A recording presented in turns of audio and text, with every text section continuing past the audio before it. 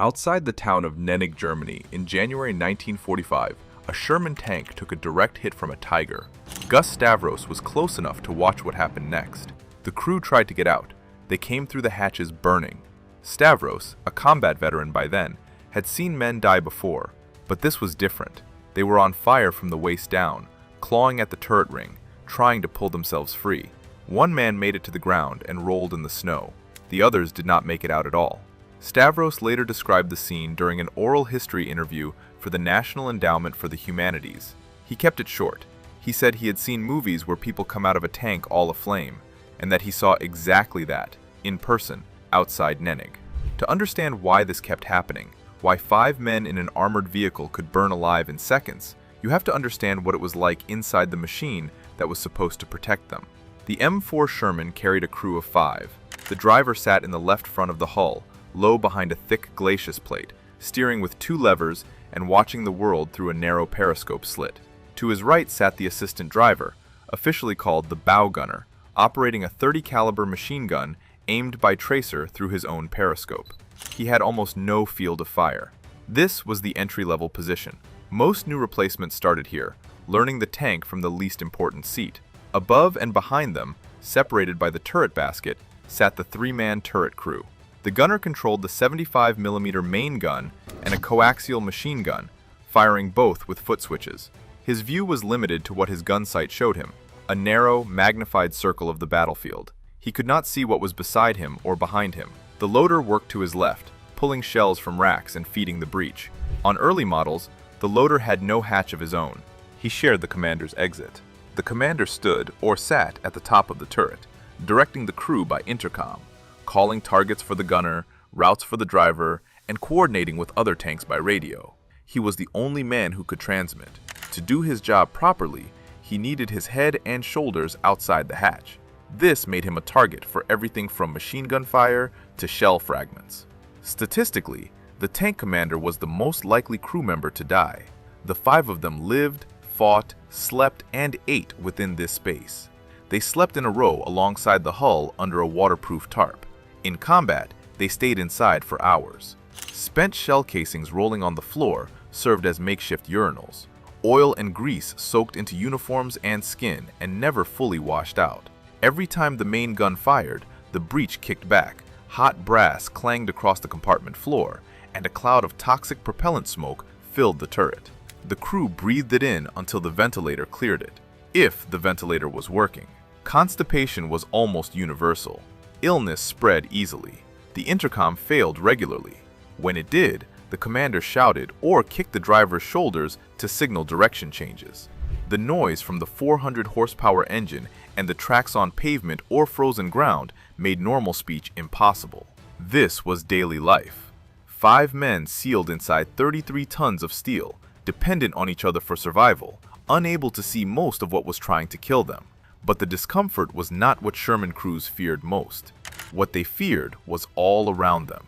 71 rounds of 75mm ammunition packed into every available space inside the hull. And when a German shell punched through the armor, those rounds were the first thing to catch fire. After reports of frequent fires reached the United States from North Africa and Europe, the Army decided to find out what was actually causing them. They ran 2 separate sets of trials. In the first, they took Sherman tanks, drained all the fuel and oil, but left a full loadout of ammunition inside. Then they fired anti-tank rounds into them. 90% of the penetrations that reached the fighting compartment or turret caused the fire. In the second set of trials, they did the opposite. They removed all the ammunition but left fuel and oil in place. They fired the same rounds into the same areas. The tanks did not burn. The conclusion was unambiguous. It was not the gasoline. It was the ammunition. This contradicted what most crews believed. The Sherman ran on a 400 horsepower gasoline engine, and tankers assumed that the fuel was what turned their vehicles into infernos. The Germans called the Sherman Tommy Cooker, a reference to British soldiers in a trench stove from the First World War. Polish crews called it the Burning Grave. The most famous nickname was Ronson, after the cigarette lighter, supposedly because it lit up the first time, every time. Though that particular slogan was almost certainly a post-war invention, the Ronson Company did not begin using it until years after the war ended. The nickname may have spread through veteran circles long after the fighting stopped, but the real cause had nothing to do with fuel at all. It had everything to do with how the ammunition was stored. On early model Shermans, 75mm rounds were placed in unprotected racks throughout the fighting compartment. Shells sat in open bins along both sponsons, the bulging sections of the hull above the tracks. More rounds were stacked around the base of the turret, within arm's reach of the loader. Additional ammunition was stored on the floor and near the assistant driver. The layout was designed for fast access in combat. A good loader working with a good gunner could get off 2 or 3 aimed shots in rapid succession, a significant tactical advantage. But it meant that ammunition surrounded the crew on all sides. There was almost no place inside the tank where a penetrating round would not hit a shell or its propellant charge. When an armor-piercing round punched through the hull, the impact did not simply create a neat hole. It sent fragments of steel, spall, ricocheting through the interior at high velocity. If those fragments struck a propellant charge, the result was not a slow fire, it was an explosive event. The propellant detonated almost instantly, generating temperatures that ignited adjacent rounds in a chain reaction. The turret could be blown off the hull entirely, launched into the air by the force of the blast. In less catastrophic cases, the fire filled the fighting compartment within seconds. The Army tried CO2 fire extinguishers. They proved useless. The chemical reaction in a propellant fire was too fast and too hot for carbon dioxide to suppress. Only large quantities of water could fight it, and there was no water system inside a Sherman. This was the core of the problem. The Sherman was not uniquely flammable among tanks of its era. The German Panther burned 63% of the time after penetration. The Tiger burned 80% of the time, though from a tiny sample of only 5 tanks examined. A British study of the Normandy campaign found that 56% of Shermans knocked out in combat burned. An American survey put the figure at 65%. The numbers were bad, but they were not dramatically worse than the competition. What made the Sherman's reputation worse was the speed and violence of ammunition fires compared to engine fires, which gave crews far less warning and far less time. That time, or rather the lack of it, was what separated survival from death. When a Sherman's ammunition cooked off, the crew had roughly 15 seconds. Some positions had a way out, others did not, and the difference came down to a few feet of metal, a hatch that opened the right direction, and whether the man ahead of you was still alive or blocking the exit. British researchers ran timed experiments on Sherman and Cromwell crews to measure how fast each man could get out. The commander, starting from his open hatch, could reach a standing position on the turret roof in 2.5 seconds. The gunner, climbing past the commander's seat and through the same hatch, took 5 seconds. These were control tests. No fire, no smoke, no incoming rounds, no wounded men in the way. In combat, the numbers meant almost nothing. The problem started with the turret basket. On early Shermans, a mesh screen encircled the turret ring, separating the 3 turret crewmen from the 2 hull crewmen below. The basket was designed to protect arms and legs from being caught by the rotating turret, but it also created a wall. When the ammunition detonated and the turret filled with fire, the driver and assistant driver could not climb up into the turret to reach the commander's hatch. They had to go down through a single escape hatch in the belly of the hull, behind the driver's seat, cut into a half-inch thick plate of armor. The belly hatch was not designed for speed. It was small, awkward to reach, and often blocked by equipment stored on the floor. A man had to drop through it, land on the ground beneath 33 tons of tank, and crawl out without being seen by whoever had just fired on them. If the tank was on fire, the clock was already running. If the driver was wounded, he blocked the assistant driver's only way out. If the turret had been hit and the basket was jammed or deformed by the impact, the turret crew had no path to the belly hatch either. The loader on early model Shermans had no hatch of his own. He had to wait for the commander or gunner to clear their exits before he could climb out. In a propellant fire, which was not a slowly building blaze but an instantaneous explosive event, waiting even 3 or 4 seconds could mean the difference between second-degree burns and death. Crews adapted. Many tankers went into battle with their hatches unlatched, held in a partially open position by leather straps tied from inside. The hatches clapped loudly on the march and let shrapnel into the tank, but the crews accepted the trade. An open hatch meant one fewer obstacle between them and survival. Some units drilled evacuation until it was automatic. Others received almost no training at all. The statistics reflected the difference between a tank that burned and one that did not. Across the U.S. First Army, the average Sherman that was knocked out but did not catch fire cost its crew 0.78 casualties, killed and wounded combined. A Sherman that burned cost 1.28. The fire nearly doubled the human price. One case recorded by British researchers near the Rhine in 1945 illustrated the extreme. A Sherman was crossing a canal bridge when a 105mm shell from a Flak 38 struck its side. The round traveled through the entire crew compartment and blew a jagged, foot-wide slab of armor out the opposite side as it exited. The tank caught fire instantly. The men inside were engulfed. Only the driver and the commander survived. 3 men died in a space they could not leave fast enough. That was one tank, one crew. But there was a division that lost Shermans at a rate no one had planned for, and one officer whose entire job was to reach the wreckage, open the hatches, and deal with what he found inside. If this story is keeping you here, a like and a subscription will make sure you see what comes next, because the numbers from the 3rd Armored Division are something else entirely. The 3rd Armored Division was one of only 2 heavy armored divisions in the United States Army. It landed in Normandy on June 24, 1944, with 232 M4 Shermans. Over the next 231 days of combat, from the hedgerows of France through Belgium into Germany, the division had 648 Shermans completely destroyed. Another 700 were knocked out, repaired, and sent back into action. That was a loss rate of 580% of the division's original strength. The math was simple and brutal. Every Sherman the division started with was destroyed almost 3 times over. The only reason the division kept fighting was that replacements arrived faster than tanks were lost. American factories, Ford, Fisher, Chrysler, Pullman, were producing Shermans at a rate the Germans could not match. Nearly 50,000 were built during the war. There was always another tank. There was not always another crew. The division's 16,000 soldiers suffered 2,540 killed, 7,331 wounded, 95 missing, and 139 captured. Trained tank crews were consumed faster than the replacement system could produce them. Men arrived from other branches. Some had never been inside a tank before reaching the front.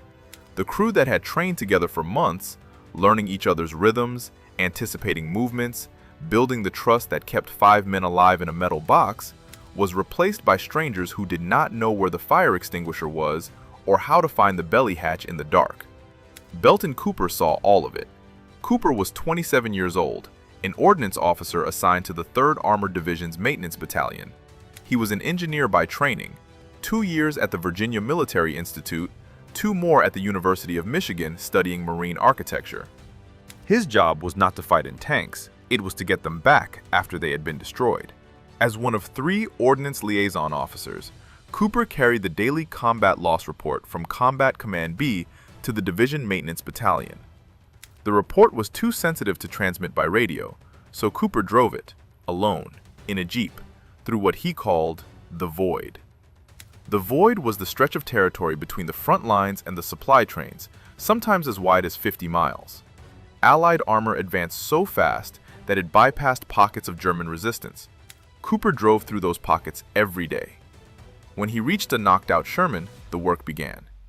If the tank had brewed up, tanker slang for a catastrophic ammunition fire, the interior was destroyed.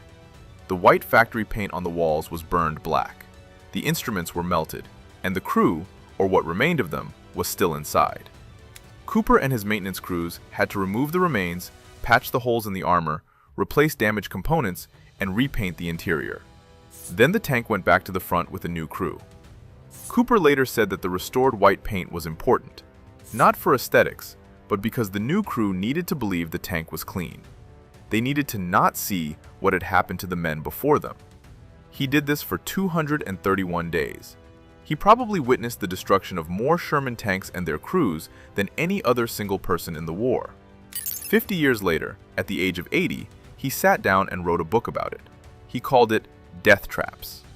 But what Cooper saw from the outside, the aftermath, was only part of the story. To understand why so many Shermans were lost, you had to look at what was firing at them and from where. Because the Sherman's biggest problem was not always its armor, It was that the enemy saw it first. In Normandy, the threat did not come from where most people imagine. Post-war mythology placed the Tiger tank at the center of every engagement. In reality, a British battlefield study conducted after the costly fighting around Caen found that German tanks and anti-tank guns accounted for nearly 90% of all Shermans lost. But within that figure, concealed anti-tank guns, not tanks, did the majority of the killing. The bocage made it worse. The hedgerow country of northwestern France was a network of ancient field boundaries, thick earthen walls topped with dense vegetation, each one a natural fortification. A German 75mm anti-tank gun could sit behind a hedgerow, invisible at 200 yards, and wait. The Sherman had to come to it, and the Sherman was not hard to spot. It stood over 9 feet tall, nearly a foot higher than a Cromwell, significantly taller than a Panzer IV. Its profile was visible above hedgerows that concealed lower vehicles completely. After the breakout from the bocage, the situation changed but did not improve. In open country, American tank units engaging German defensive positions at longer ranges sometimes took 50% casualties before anyone in the column could identify where the fire was coming from. The average combat range for tank versus tank action on the Western Front was 800 to 900 meters. At 500 yards, a British study found, the chances of a German gunner missing a Sherman were small. And once the first round was fired, the crew's survival probability halved every 6 seconds. The Sherman's own gun made the problem worse. American 75mm ammunition used a high-flash propellant that produced a visible burst when fired. German gunners could spot a Sherman's muzzle flash at considerable distance, even when the tank itself was partially concealed. The crew's first shot announced their position to every anti-tank weapon in range. The 88mm gun, mounted on the Tiger tank and on the Flak 36 and Flak 41 anti-aircraft guns repurposed for ground combat, could penetrate the Sherman's frontal armor at ranges well beyond what the Sherman 75 could answer. The Panzerfaust, a cheap, disposable infantry weapon, could be fired by a single soldier from a ditch or a window at close range and punch through the Sherman's side armor with ease. A hollow charge warhead did not need velocity, it needed only contact. The crews did not wait for engineers to save them. They improvised. Some units collected spare track links from damaged tanks and welded them to the hull and turret, extra steel that might, in theory, trigger a shaped charge before it reached the armor underneath. The results were mixed. The additional weight strained the suspension and slowed the tank, and there was no clear evidence it reliably stopped anti-tank rounds. One improvisation actually worked. The 75mm gun carried a white phosphorus round, originally designed as an artillery marker. Crews discovered that when the burning phosphorus struck a Tiger or Panther, it blinded their optics. The acrid smoke was sucked inside through ventilation openings, making it impossible for the German crew to breathe. In several documented cases, German crews abandoned functional tanks because they could not see or breathe. 5 men in a Sherman with an inferior gun had found a way to defeat a superior tank, not by penetrating its armor, but by making the air inside it unlivable. But improvisation could only go so far. The fundamental problem, ammunition stacked in unprotected racks, required an engineering solution, and by the time it arrived, the men who needed it most were already fighting in dry stowage Shermans across France. The first attempt at a fix came fast. Engineers welded 1-inch thick applique armor plates onto the sponson sides, directly over the ammunition bins. The idea was simple, an extra layer of steel to stop fragments from reaching the shells. On late production cast hull tanks, the thicker armor was built into the casting itself. The modification was offered as a field kit to units already deployed, and eventually incorporated into production lines and overhaul facilities. But there was doubt it made any real difference. A round powerful enough to penetrate the main hull armor was unlikely to be stopped by an additional inch of steel bolted over the same spot. The Army knew the armor patches were not enough. The real problem was location. As long as ammunition sat in open racks at shoulder height throughout the fighting compartment, any penetration had a high chance of starting a fire. The shells had to move. The first step was removing the most dangerous rounds, the unarmored ready rack around the base of the turret, where shells were stacked within the loader's reach. These were the fastest to access, but also the most exposed. Engineers reduced the size of the floor ready rack and added armored doors. The turret screening, the mesh basket that had separated hull and turret crews, was removed as well, partly for safety and partly because it improved the crew's ability to reach the belly escape hatch. But the real transformation came with the shift to wet stowage. All main gun ammunition was relocated to the floor of the hull, directly beneath the turret. The rounds sat in steel racks surrounded by a double-walled jacket. The space between the two walls was filled with a mixture of water and glycol, an antifreeze compound that prevented the liquid from freezing in winter. The concept was tested in stages. The first design used a simple water-filled container around the ammunition rack. When testers fired an anti-tank round into it, hydraulic action from the impact tore the entire rack apart. The water transmitted the shock wave instead of absorbing it. Engineers redesigned the system using concentric cells, individual tubes nested inside outer tubes, with the water glycol mixture filling the gap between them. A pocket of air was left at the top of each cell. This time, when a shell struck, only one cell ruptured. The liquid poured out over the damaged area, cooling the propellant before it could ignite. Out of 14 ammunition cells punctured by 37 and 75mm rounds during testing, only 2 caught fire. The results in the field matched the laboratory. A 1945 U.S. Army study concluded that only 10 to 15% of wet stowage Shermans burned when penetrated. Dry stowage Shermans burned 60 to 80% of the time. The modification cut the fire rate by roughly a factor of 5. It came at a cost. The water jackets added 900 pounds to the tank's weight. The ready rack, the ammunition the loader could reach without opening floor hatches, shrank to just 6 rounds. Total ammunition capacity actually increased to 150 rounds, but accessing them in combat was slower. The loader now had to open armored doors in the floor, pull shells from below, and work without the turret basket that had once given him a stable platform. The first wet stowage Shermans, M4A375W models, began reaching frontline units in late summer of 1944, followed by the M4A376W and the heavily armored M4A3E2 Jumbo. Many British Shermans never received the upgrade. Many American crews in Normandy fought the critical early months in dry stowage tanks. Stavros watched Sherman crews burn outside Nenig in January 45. By then, wet stowage tanks existed, but not every unit had them. And not every crew that got one knew that the men who had fought in the same seat 6 months earlier had done so surrounded by unprotected ammunition at arm's length. On the other side of Europe, another army was fighting in Shermans too, and their experience with the same tank was remarkably different. Dmitry Loza was born in 1922 in the Shevchenkovsky region of Kharkov Oblast to a Ukrainian peasant family. He entered the Soviet Army in 1940 and graduated from Saratov Armor School in 1942. His first tank was a British Matilda, delivered through Lend-Lease. His second was an American Sherman, the M4A2, powered not by the gasoline engine that American crews used, but by a pair of General Motors 6-cylinder diesel truck engines mounted side by side. Soviet tankers called it the Emcha, a phonetic shortening of its Russian designation, M4. Loza would fight in Emchas from the fall of 1943 through August 1945. He commanded a tank battalion in the 233rd Tank Brigade of the 5th Guards Mechanized Corps. He had 3 Shermans destroyed under him during the war. He survived all 3. His unit fought across Ukraine, into Romania, through Hungary, into Czechoslovakia, and finally to Vienna. After the German surrender, the brigade was shipped to Mongolia, crossed the Gobi Desert, and attacked the Japanese Kwantung Army in Manchuria. Loza was awarded the title Hero of the Soviet Union for his leadership during the battle for Vienna. What makes Loza's account valuable is what he praised and what he criticized. He praised the Sherman's reliability above everything else. The Soviet 6th Guards Tank Army determined that their M4A2s lasted 2,000 to 2,500 kilometers before major overhaul, comparable to the T-34. But the Sherman required far less daily attention. It had an auxiliary power unit that kept the batteries charged without running the main engine.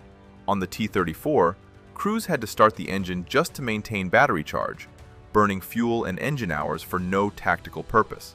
Loza also praised the 76mm gun on later models and the quality of American optics. His criticisms were specific and practical. The Sherman sat too high. Its center of gravity made it prone to tipping on uneven terrain. The narrow tracks, designed for European roads, sank in the mud that defined the Eastern Front for months at a time. The T-34's wider tracks handled soft ground far better. Soviet crews learned to compensate, but the height remained a problem they could not fix. A tall tank is a visible tank, and a visible tank attracts fire. But on the question that defined the Sherman's reputation in the West, fire, Soviet crews had a different experience.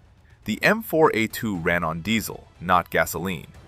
Diesel is harder to ignite than gasoline, and its vapor is less volatile.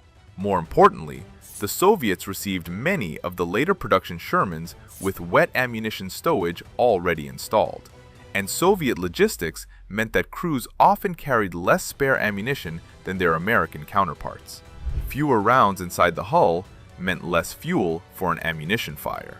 Loza noted that Soviet tankers appreciated one thing about the Sherman that their own T-34 did not offer.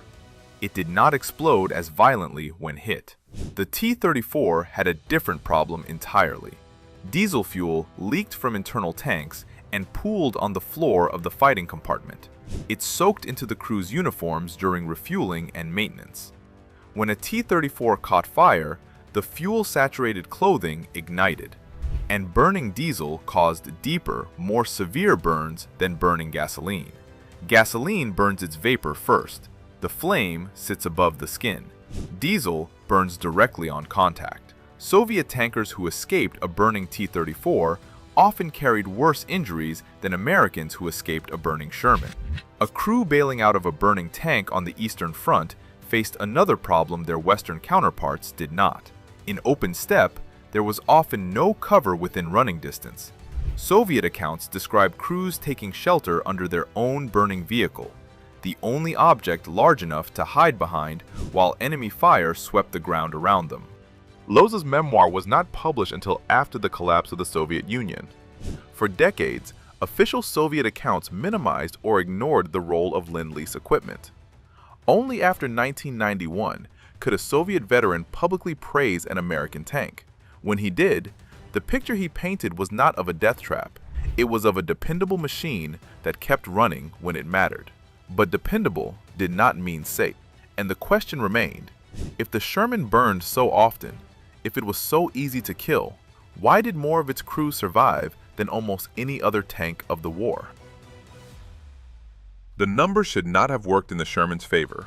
It burned more often than its defenders claim and was knocked out in enormous quantities. Yet when researchers compared crew fatality rates across the major tanks of the war, the Sherman came out ahead. Overall, 24.6% of Sherman crewmen died when their tank was destroyed. For the T-34, both the 76 and 85mm versions, the figure was approximately 28%. On the T-34, the loader had a 39% chance of dying, the driver 28%. Even the radio operator, sitting in the safest position, had a 10% chance. In the Sherman, the casualties were distributed more evenly, and more of the crew walked away. A 12 Army Group report, quoted by historian Stephen Zaloga, found that the average knocked-out Sherman cost 1 man killed and 1 man wounded. British battlefield studies from the fighting around Caen produced similar results, roughly 1 killed and 2 wounded per tank destroyed. After wet stowage arrived, that number dropped further, to 1 killed and 1 wounded. The Polish 1st Armored Division under General Stanislaw Maciek fought through France, Belgium, and Germany with mainly dry stowage Shermans and some Cromwells. The division lost tanks at a heavy rate, particularly during the Battle of Falaise. But General Maciek noted something that surprised him. For every 5 tanks destroyed, approximately 1 full crew, 5 men, was killed. The losses were serious, but the division ended the war with a surplus of trained tank crews relative to the number of tanks it had left. More men survived than machines.